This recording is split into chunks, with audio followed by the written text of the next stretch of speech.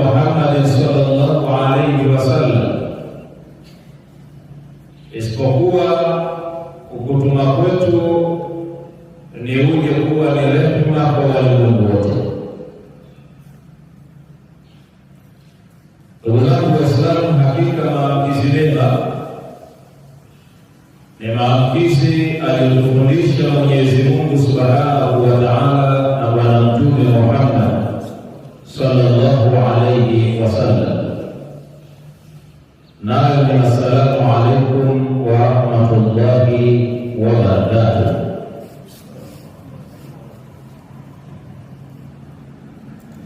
ما زال حديثنا حول تفسير القرآن الكريم. bado mazungumzo yetu yanaendelea kufasiri maneno ya Mwenyezi Mungu Subhanahu wa Ta'ala. wa ma zala hadithuna haula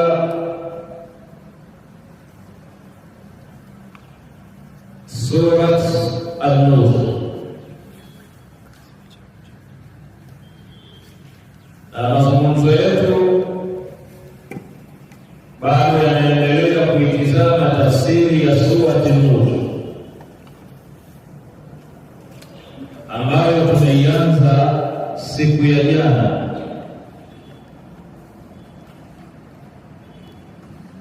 na leo tutakuwa tunasoma al-ayatu raqmu sani,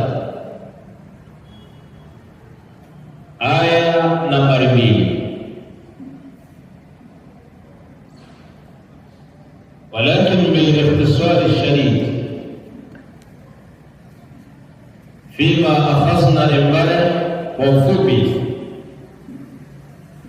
katika yale ambayo tuliyoyachukua jana, tulielezea kwa nini tumeamua katika muhadhara huu kusoma suratu An-Nur. Tukazungumza kwamba tumeamua kusoma suratu An-Nur itibaa li amri rasulillahi sallallahu alayhi wasallam, kama sehemu ya utekelezaji wa kuyafuata na kuyatekeleza maamrisho ya Bwana Mtume Muhammad sallallahu alayhi wasallam, ambapo katika utawala wake wakati alipokuwa anawateua masahaba zake na kuwapeleka kuwa viongozi katika maeneo mbalimbali, alikuwa akiwaagiza kwa kuwaambia kwamba alimu rijalikum suratul Maida, wafundisheni wanaume wenu suratul Maida, wa'allimu nisaikum suratun An-Nur, na muwafundishe wanawake zenu suratun Nur. Kwa sababu gani suratul Maida lirrijali? Ni kwa nini suratul Maida wafundishwe wanaume? Ni kwa sababu lima shtamalat alayhi au lima shtamalat fiha, kwa yale ambayo ndanimo yanazungumzia na kutoa maelekezo kwa wanaume namna bora ya kuweza kusimamia majukumu yao. kwa sababu katika kila jinsia ya viumbe wa Mwenyezi Mungu Subhanahu wa Ta'ala ameteua viongozi. Halikadhalika katika jinsia ya Bani Adam Mwenyezi Mungu Subhanahu wa Ta'ala amewateua wanaume kuwa ndio viongozi. Lakini kiongozi pamoja anazaliwa na mauhiba ya uongozi, ni lazima aongezewe baadhi ya mambo yatakayofanya uongozi wake kuwa ni thabiti, ambao uthabiti huo utamfanya kuwa ni mwadilifu, utakaomfanya atende haki na kueneza usawa kwa wale anaowaongoza. Sasa Suratul Maida inamtengeneza mwanaume kuwa ni kiongozi thabiti ambaye atakayebeba majukumu ya watu anaowaongoza bila kuwadhulumu, bila kuwatenza nguvu, ilhali ataamua kwa mujibu wa mafundisho ya Mwenyezi Mungu Subhanahu wa Ta'ala na maelekezo ya Bwana Mtume Muhammad sallallahu alaihi wasallam. Lakini pia wa'allimu nisaikum suratun an-nur, na muwafundishe wanawake zenu suratu an-nur, kutokana na yale ambayo yanayopatikana ndani ya sura hiyo, ambayo yanayoelezea juu ya haki za mwanamke ndani ya Uislamu, yanayoelezea mchango wa mwanamke katika malezi, kwa sababu tunaamini katika elimu ya falsafatul islamia, elimu ya falsafa ya Kiislamu na elimu ya sayansi ya jamii ya Kiislamu, kwamba idha fasadat almar'a, mwanamke anapoharibika, fasadat alusra, na familia na yenyewe inakuwa imeharibika. Wa idha fasadat al-usratu fasadat al-mujtama, na familia inapokuwa imeharibika, maana yake na jamii nzima pia na yenyewe inakuwa imeharibika. Wa idha fasadat al-mujtama fasadat ad-dawla, na jamii inapoharibika basi na taifa zima linakuwa limeharibika. Lakini idha salahat al-mar'a, mwanamke akiwa sawasawa vizuri, akasimamia majukumu yake sawasawa, salahat al-usra, na familia na yenyewe itakuwa iko vizuri. Wa idha salahat al-usra salahat al-mujtama, na ikiwa kama familia itakuwa vizuri, imesimama sawasawa katika mihimili yake, basi na jamii nzima itakuwa vizuri. Wa idha salahat al-mujtama salahat ad-dawla, na jamii inapokuwa iko vizuri, inasifika kwa adabu, tabia njema na maadili mazuri, basi na taifa zima litakuwa liko sawasawa. Sasa Surat An-Nur inamwelekeza mwanamke kufahamu haki zake za msingi na kumtoa katika vitendo vya ukatili wa kijinsia ambao wanaweza kufanyiwa na watu wengine wasiotambua mchango wa mwanamke katika jamii anayoishi.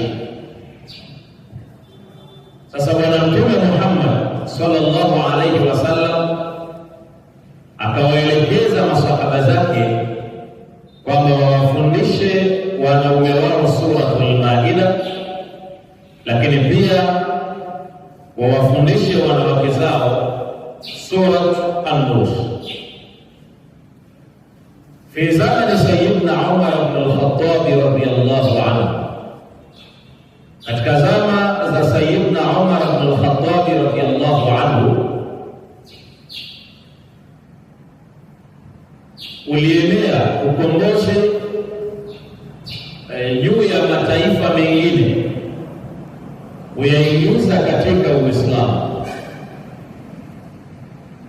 na ndio kwa mara ya kwanza ndani ya utawala wa Sayyidina Umar ibn al-Khattab radiyallahu anhu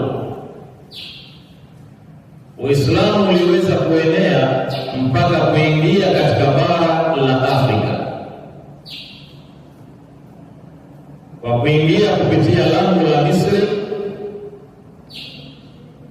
chini ya kiongozi wa sahaba wa Bwana Mtume Muhammad sallallahu alaihi wasallam, Amr ibn al-As. Na kama ilivyo kawaida kwamba kullama tattasi'u ad-dawla, kwa kadri ambavyo ilivyokuwa ikitanuka dola, ikipanuka kwenda katika maeneo mengine, ittasa'at al-Islam, na Uislamu ulikuwa unaenea kwenda katika maeneo mengine. Lakini kullama tasa'at al-Islam, kwa kadri ambavyo Uislamu ulivyokuwa unatanuka na kuongezeka, ittasa'at ihtiyajatu ash-shari'atu al-islamiyya, ndivyo ambavyo mahitaji ya ufahamu juu ya sheria za Kiislamu ulivyokuwa unaongezeka,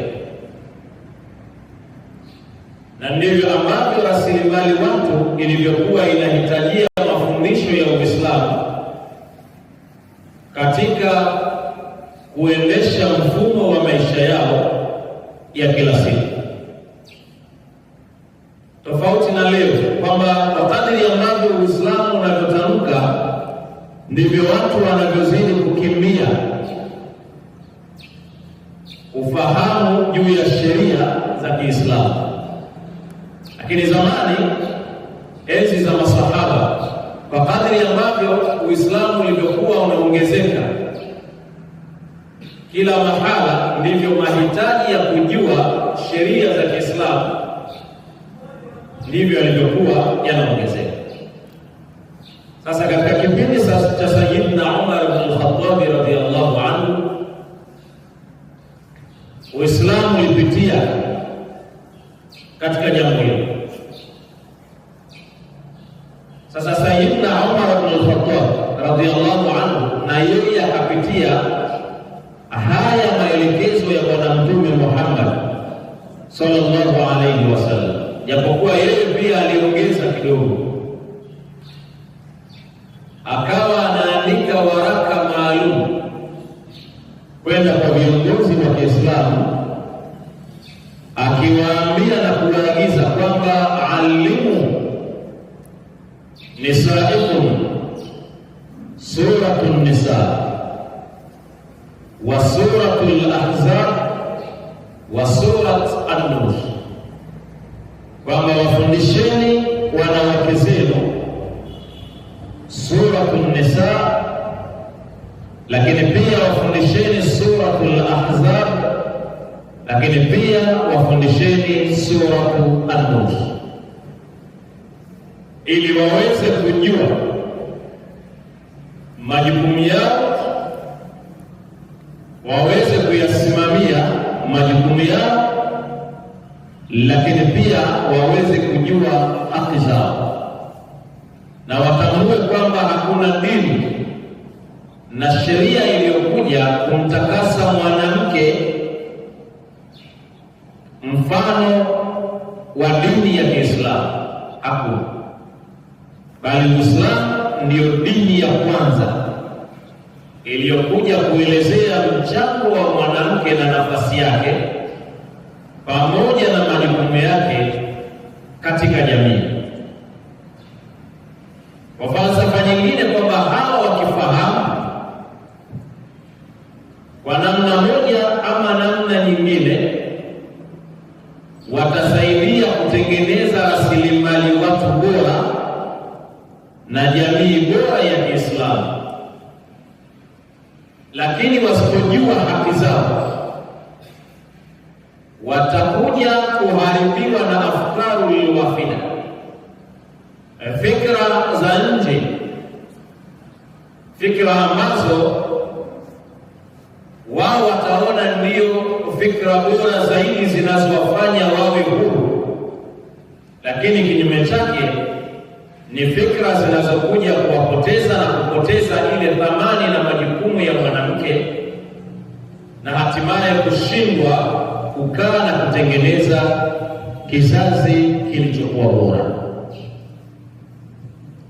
Sasa falsafa ya Bwana Mtume Muhammad sallallahu alaihi wasallam na maswahaba zake ilikuwa ni kuwatengeneza wanawake wawe ni walezi waliokuwa bora, watakaokuja kutengeneza rasilimali watu iliyokuwa bora, ambayo inayokwenda sanjari na sera za Uislamu. Kwa hiyo tutapendelea tusome Suratu An-Nur. Sasa Mwenyezi Mungu Subhanahu wa Ta'ala, baada ya kuwa ametulazimisha kwamba ni wajibu sisi kutekeleza maamrisho ya Mwenyezi Mungu Subhanahu wa Ta'ala na maagizo juu ya yale yanayopatikana ndani ya Suratu Nur, pale aliposema suratun anzalnaha wa faradnaha wa anzalna fiha ayatin bayyinatin la'allakum tashkurun, kwamba hii Suratu Nur tumeiteremsha kwenu nyinyi na kutakeni kwamba ni wajibu kwenu nyinyi kuhakikisha kwamba mnatekeleza yale yote yaliyokuja ambayo ni miongoni mwa hukumu pamoja na sheria mbalimbali zinazowahusu ninyi, myatekeleze kivitendo, ili baadaye muweze kumshukuru Mwenyezi Mungu Subhanahu wa Ta'ala kutokana na maelekezo aliyokupeni na hukumu alizokupeni, ili muweze kuzisimamia ndani ya maisha yenu. Sasa kabla hatujaja katika aya hii ya pili ambayo Mwenyezi Mungu Subhanahu wa Ta'ala anasema kwamba az-zaniyatu waz-zani fajlidu kulla wahidin minhuma 100 jalda, kwamba mzinifu wa kike na mzinifu wa kiume, fajlidu kulla wahidin minhuma 100 jalda, kila mmoja miongoni mwao aadhibiwe, asimamishiwe adhabu kwa kupigwa bakora 100. Sasa kabla hatujaichambua aya hii pamoja na kuangalia athari ya zina na ni kwa nini Mwenyezi Mungu Subhanahu wa Ta'ala ametuharamishia sisi zina, itakuwa ni jambo la hekima na busara zaidi kutambua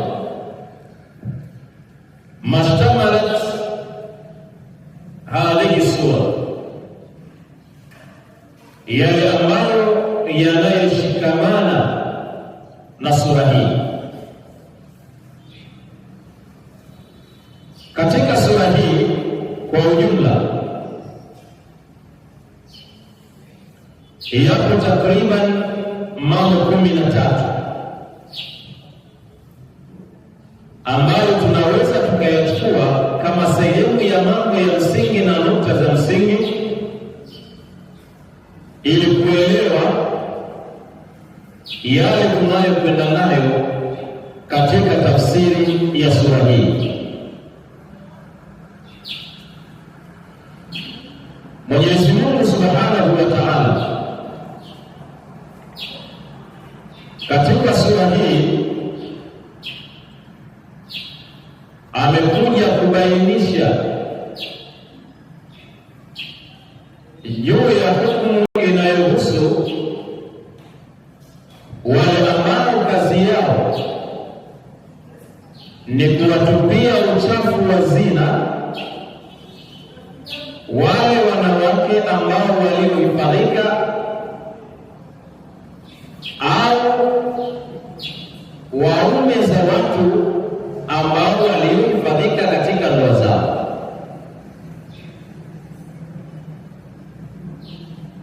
Kwamba kuna watu kazi yao huwa wakiwaona watu hutaka kuwazungumza na kuwachafua kwa kupitia zina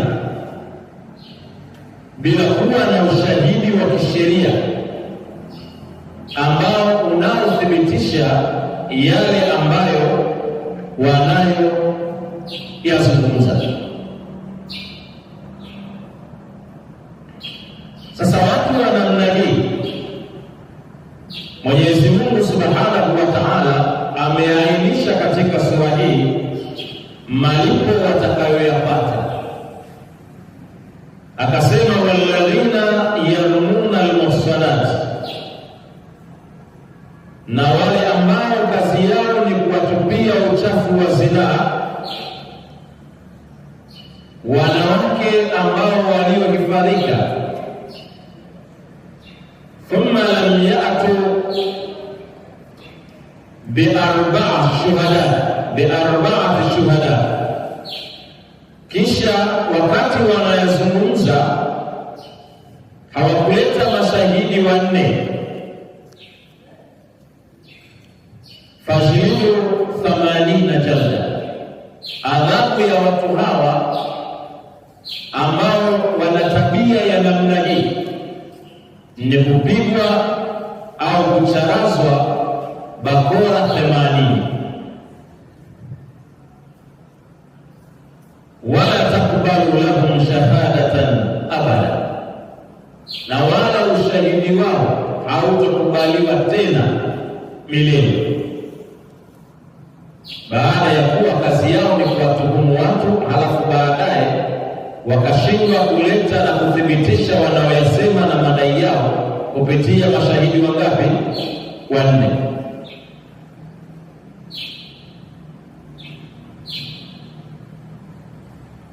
Kisha Mwenyezi Mungu Subhanahu wa Ta'ala katika sura hii akaja kuelezea kiswa au hadithul ifki, aya 16 ambazo zinazozungumzia juu ya uzushi waliofanya baadhi ya maswahaba kipindi hicho, kuzua hadithi ya uongo wakimzulia mama yetu Aisha ambaye ni mke wa Bwana Mtume Muhammad sallallahu alaihi wasallam kwamba amezini. Hadithi hii tutakuja kuiona mbele, lakini tutambue kwamba haya yote ambayo yanayozungumzwa katika nukta hizi ni sehemu ya mambo ambayo tunayoishi nayo katika jamii yetu, na hasa katika jamii yetu ya Kiislamu. Sasa Mwenyezi Mungu Subhanahu wa Ta'ala kwa kupitia kisa hichi ambacho kilileta taharuki katika nyumba ya Bwana Mtume Muhammad sallallahu alaihi wasallam, yakaja maneno ya Mwenyezi Mungu ambayo yalikuja kumtakasa Bi Aisha, lakini pia kuitakasa nyumba ya Bwana Mtume Muhammad sallallahu alaihi wasallam kunako tuhuma hizi ambazo lengo lake ilikuwa ni kwa ajili ya kuchafua taswira ya Bwana Mtume Muhammad sallallahu alaihi wasallam. Pale Mwenyezi Mungu aliposema ulaika mubarrauna mimma yaqulun, kwamba hao wako mbali zaidi, wametakasika kutokana na yale waliozuliwa au yale ambayo wanayoyasema, lakini lahum maghfiratun wa rizqun karim. Hao watu wana msamaha, lakini pia wana riziki njema kutoka kwa Mwenyezi Mungu Subhanahu wa Ta'ala. Lakini pia ndani ya sura hii zipo aya au yapo maelekezo ya Mwenyezi Mungu Subhanahu wa Ta'ala ambayo ametuelekeza sisi kama Waislamu wa kiume na waaminio wa kiume na waaminio wa kike, pindipo wanapokwenda kuposa au kutaka kuoa, basi wahakikishe kwamba wanachagua mwanamke aliyekuwa mwema, lakini pia na mwanamke ahakikishe kwamba anachagua mwanamume aliyekuwa mwema. Pale Mwenyezi Mungu Subhanahu wa Ta'ala aliposema wa ankihul